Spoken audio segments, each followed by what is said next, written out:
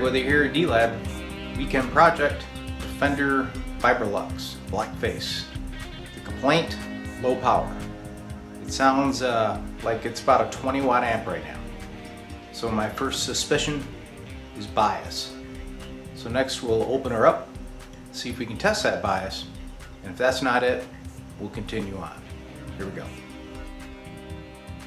So first let's check the obvious. The output transformer is looking for a 4 ohm load on the Vibrolux.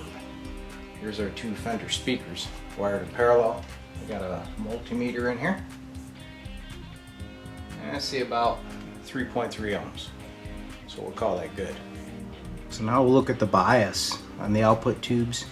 If you look down here, you'll see there's a little 1 ohm resistor from pin 8 to ground. Those are the current shunts. I installed these a couple years ago for this guy in this amp to make bias measurement easy. Here's my meter reading across that shunt.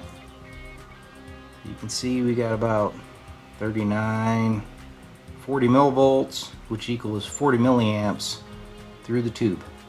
And I've already checked the other one, they're both the same, so bias is okay.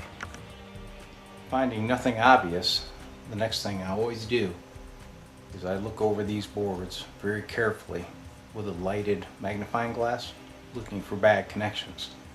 And I've already found a couple. Some leads in these eyelets from moving the amps around. Vibration causes cracks. I found 3 connections so far where I can move the lead in and out of the eyelet. So solder those first and we'll test the amp. Alright, checkout is complete.